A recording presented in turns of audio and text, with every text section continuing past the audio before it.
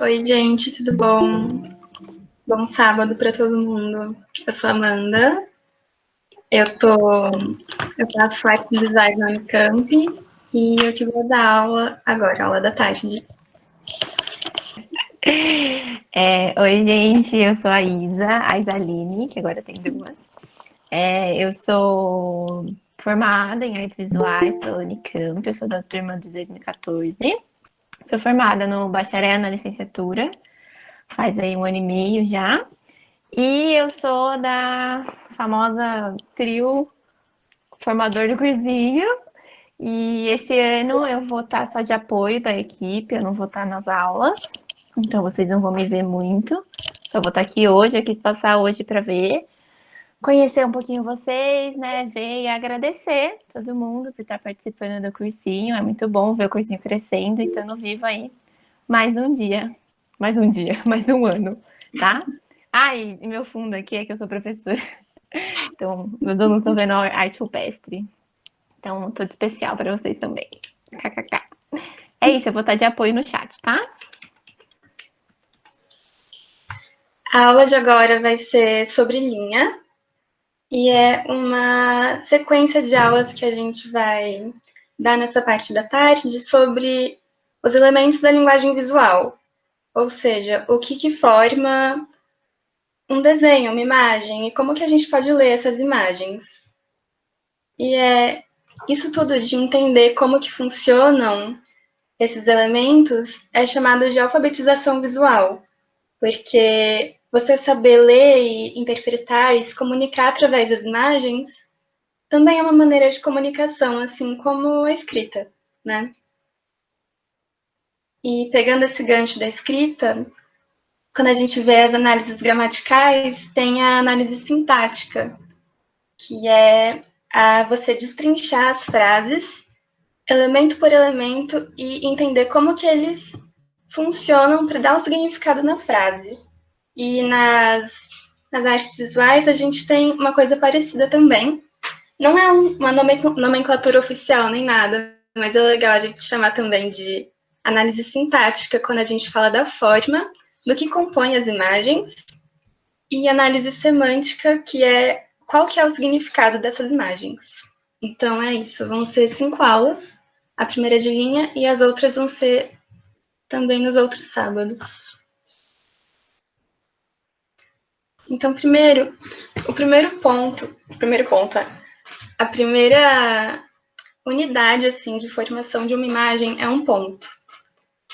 E o ponto tem essa capacidade de direcionar o nosso olhar para onde ele está apontando. É muito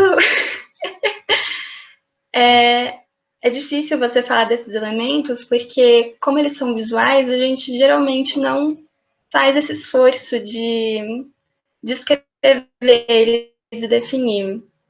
Então, quando a gente olha, as imagens fica muito mais fácil. Então, aqui tem os pontinhos. E quando a gente olha essa figura aqui de cima, a primeira coisa que a gente vê é o ponto. Nosso olhar é direcionado para ele. Não é o quadrado, não é o triângulo. Primeiro a gente olha para o ponto. E isso acontece também aqui nessa imagem de baixo, em que as sequências de pontos direcionam o olhar. E isso é bem ilustrativo, né? Essas duas imagens são de um livro que fala sobre esses elementos da linguagem visual, que a gente vai tratar nessas aulas. Mas agora, partindo para o ponto principal da aula, a linha. Uma linha no espaço, tem uma definição que fala que ela é um ponto em movimento, ou a história do movimento de um ponto. Que eu gosto de pensar nisso, principalmente olhando essa imagem anterior aqui, em que a gente olha exatamente a sequência de pontos e vai olhando até eles acabarem. E quando a gente pensa nos elementos da linguagem visual, a gente está pensando em como que eles definem o espaço.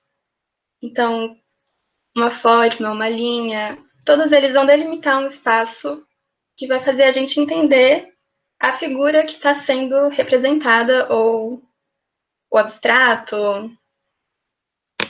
É isso, de pensar no espaço que ele ocupa, ou no papel, ou aqui na nossa frente. E a gente fala que a linha, ela se movimenta por um movimento direcional, já que ela tem uma só dimensão. Então ela vai para cima, vai para baixo, para os lados, na diagonal. Ela não consegue ultrapassar essa dimensão. E a gente pode mover a linha do jeito que a gente quiser para ser um recurso expressivo. Aqui também, imagem de outro livro que também trata sobre isso, tem 3 exemplos de linha que eu queria analisar. Essa primeira aqui, ela foi traçada rápida e unicamente, assim. E é muito legal essa imagem para pensar justamente nisso, de como que a gente consegue ver o tempo através da linha, do desenho. Pode ser meio estranho, assim, pensar em como assim, o tempo vai... Eu vou ver o tempo através da linha que está desenhada no papel? Como assim? Mas do jeito que a gente traça, dá para ver o tempo que a gente gastou traçando essa linha. Então, quando ela é mais direta, assim, que nem aqui na primeira linha do desenho, ela não tem interrupções, ela é direta, ela é certa, assertiva. Então, a gente também pode inferir que ela foi traçada mais rápido. Mas agora, nessas duas de baixo, elas têm pequenas interrupções também. E essas interrupções passam para a gente uma ideia de mais vagarosidade, da gente pensar que ela está sendo interrompida. Esse tracejado aqui, principalmente o último, dá uma ideia não de algo que foi feito de uma vez, mas sim que foi feito tracinho por passinho, um passinho de tartaruga, talvez. E nessa outra aqui, a gente tem esse movimento direcional da linha, que em vez de estar na direção horizontal, ela está na vertical. Também interrompendo várias vezes essa linha que foi traçada primeiro, aqui no horizontal. E diferente dessa daqui, que ela é interrompida por espaços, essa aqui elas se cruzam, que também causa um efeito interessante. É um outro tipo de interrupção da linha, mas ela também passa esse sentido de ser mais vagarosa. E agora pensando também em quais tipos de linha que a gente pode fazer, as possibilidades são infinitas, né? Então, aqui nessa imagem tem 3 exemplos. Tem uma linha contínua, tem várias linhas na vertical e tem essas linhas em X, pensando que a gente pode mover elas do jeito que a gente quiser. E também pensando que quanto mais aglomeradas as linhas estão, ou mais entrecruzadas, ou em direções diferentes, maior peso vai ter nossa imagem. Quando a gente olha para essa foto, a gente não vê primeiro a linha de cima, que é mais leve. O nosso olhar é direcionado para a linha de baixo, que é composta por vários X. Isso é interessante de se pensar assim no desenho. Qual desenho que chama mais atenção para a gente? É um desenho com muitas, muitas linhas? É um desenho mais simples? E também pensar em como que a gente desenha, que tipo de linha que a gente faz geralmente. Então agora eu vou apresentar algumas imagens para pensar justamente como que a linha se aplica na pintura ou no desenho. Primeiro, esse é um quadro do Rafael, lá do Renascimento, em um período que a perspectiva estava, assim, a última moda. Então, todo artista tinha que ser treinado na perspectiva. E o que é essa tal da perspectiva? É você usar linhas para criar uma ilusão de espaço ou na tela ou no papel. Então, nesse quadro aqui, a gente tem essa sensação de que a capela do fundo está bem longe, mesmo que seja um quadro bidimensional, né?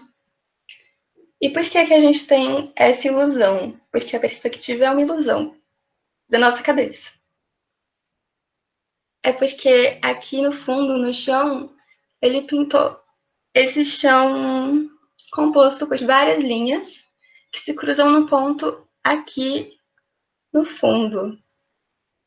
E quando o nosso olhar é direcionado para esse ponto do fundo, a gente pensa que tem um espaço grande entre as pessoas e a capela.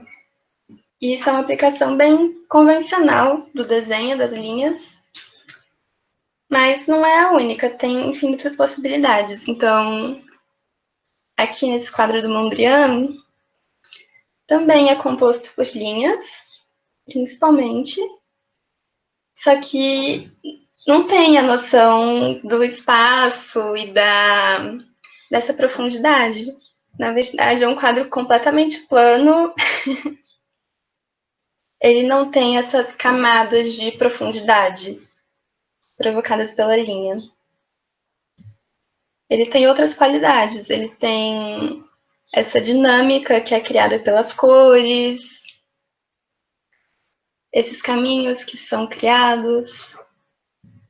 E também é muito legal de pensar que linhas fazem tanto isso quanto isso.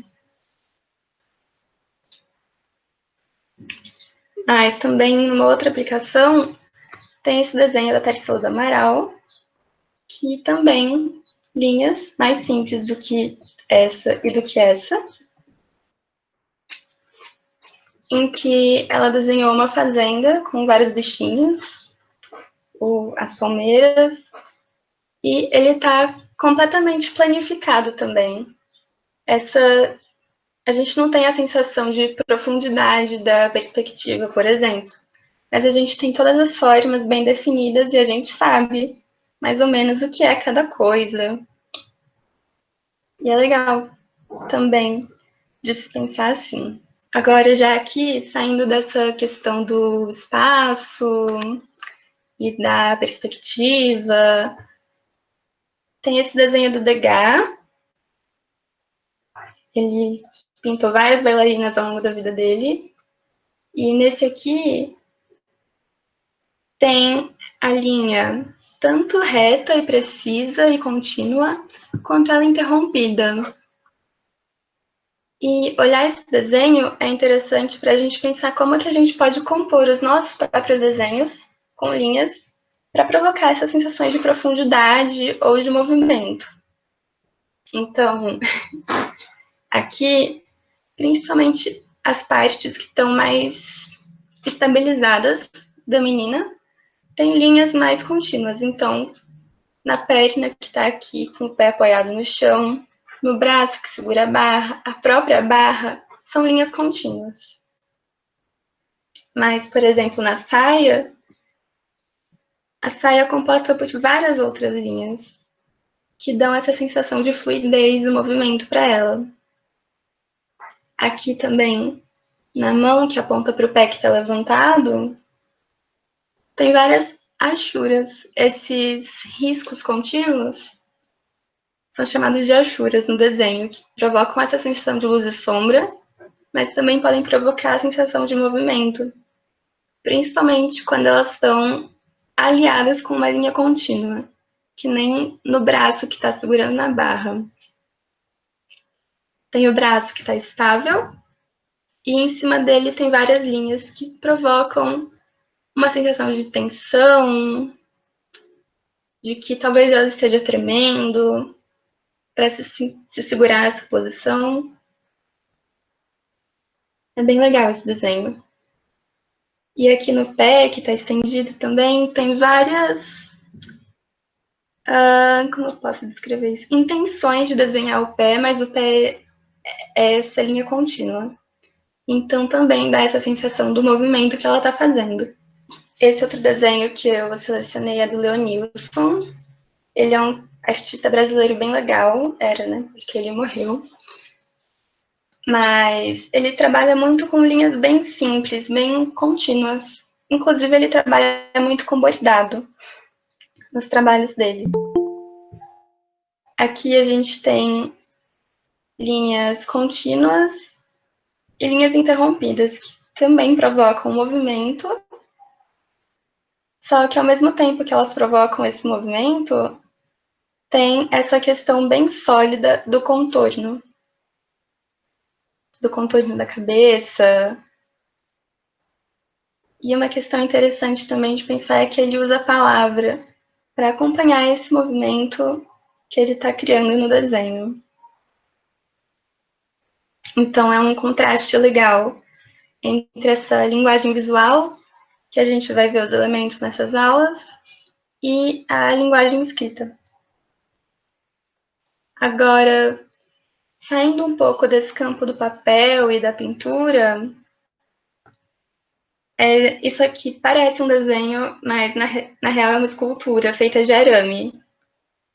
É um artista português, ele se chama Davi Oliveira, e ele traz também um elemento que parece uma linha desenhada no papel, que é o arame, e ele manipula esse arame para criar esculturas que, quando a gente olha de primeira, parece que é um desenho, mas na verdade é uma forma tridimensional.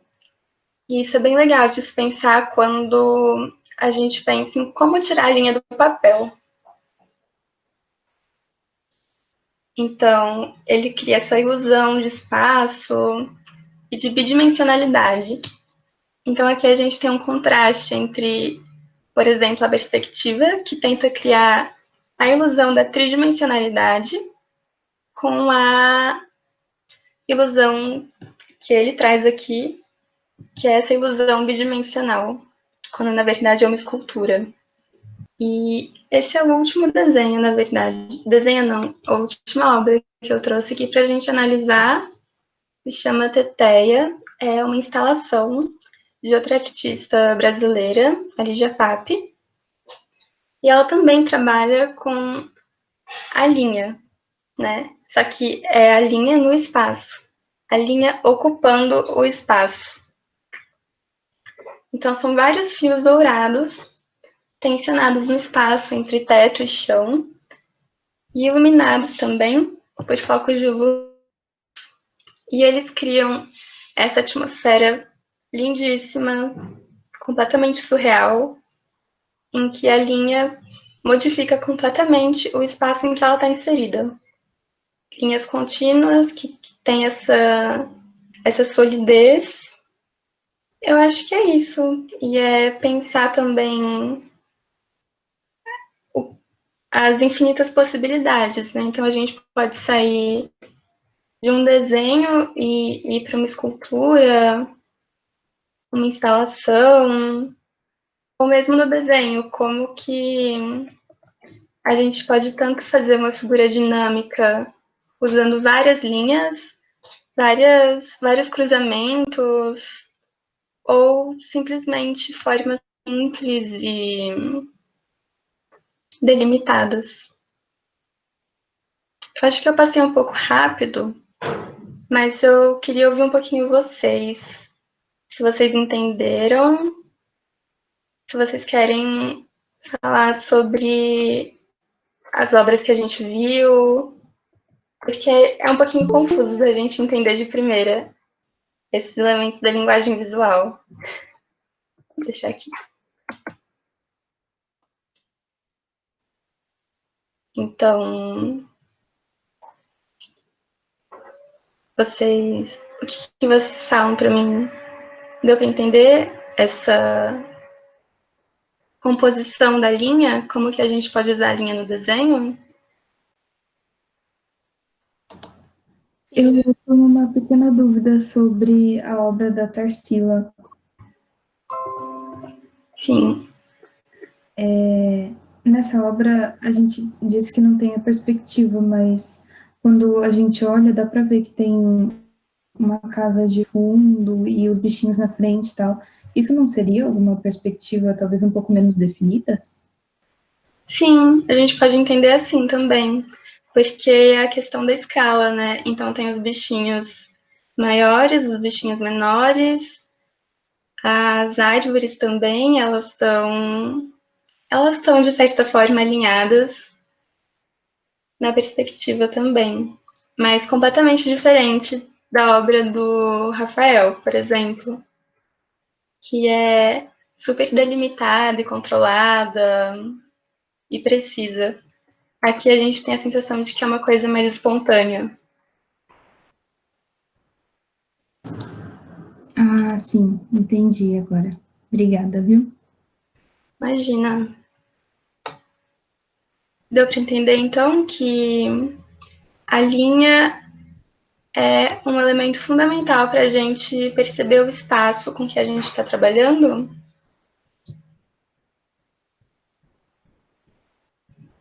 Sim. Deu? Ai, que bom, então. É bem legal de pensar nisso, pensar nesses elementos da linguagem visual, porque é a nossa ferramenta de trabalho, né? Então, você entender como que ele funciona, ou como que você pode usar isso a seu favor para você passar as mensagens que você quer passar, ou para só estudar desenhos de observação. É muito, muito importante a gente entender isso. Inclusive, seria legal, quando vocês tiverem um tempo, assim, não fazendo nada, testar qual tipo de vocês conseguem fazer, sabe? Então, pensar em fazer linhas bem rápidas, ou linhas curvas, e testando, sabe? Pressão do lápis, movimentos, quantos movimentos vocês conseguem fazer, para entender todas as possibilidades que a linha oferece. E sim, o da Tarsila é bem legal, né? Porque ele é meio, assim, descontraído, a gente analisa, por exemplo, esse coqueiro, as curvas são certinhas, são bem delimitadas, a linha que delimita o caule também, ela é precisa, bem legal de se pensar, que é diferente do desenho do Degas, porque embora as linhas sejam precisas, elas são muito mais curvas e tem essa sensação de que é um desenho feito rapidamente. Pensando de novo nisso de que quando a gente olha um desenho no papel, a gente não está olhando só o material, a gente está olhando também para o tempo que ele levou para ser feito. Eu gosto de comparar o desenho do Degas e do Leonilson, porque embora sejam duas qualidades completamente diferentes de desenho, os dois têm muito movimento. E é um movimento completamente diferente, mas os dois passam essa sensação. Bem interessante de se pensar. Como essas linhas curtas e em sequência também trazem essa sensação de movimento e fluidez, do mesmo jeito que as linhas curvas e contínuas fazem. Sobre pediram para falar mais sobre movimento. Sobre movimento. Uhum. Então, quando a gente está desenhando e quando a gente faz as linhas, essa linha expressa o movimento da nossa mão. E de acordo com quantas linhas a gente usa ou com o formato que a gente dá para elas, a gente pode trazer também esse movimento para a folha, para o papel, para a tela, ou mesmo para a instalação, que nem eu mostrei nas últimas imagens, né? Então, observando de novo o desenho da Tarsila, como a linha ela é reta e contínua, sem interrupções, a gente tem essa sensação de que é um desenho estático, pelo menos nas palmeiras. Mas agora no desenho do Degas, como a gente tem várias linhas em sequência e um movimento bastante curvo, essa sensação de que a menina tá no meio de um movimento que ela tá se mexendo, que ela tá se segurando nessa posição, é trazida para o desenho. Só que, pensando no desenho do Leonilson, que são também linhas parecidas com a da Tarsila, que são contínuas e curvas nessa parte de fora, o movimento que eu falei, ele é garantido principalmente por essas linhas que são curtas e contínuas e que acompanham o desenho dessa forma aqui, que une as duas cabeças. Pensando sobre essa sequência em que elas estão feitas, pensa como se você pegasse uma caneta, um lápis e um papel e também fizesse várias linhas curtas em sequência, apontando para uma direção. Essa qualidade do desenho traz essa sensação de movimento e de que é uma coisa orgânica.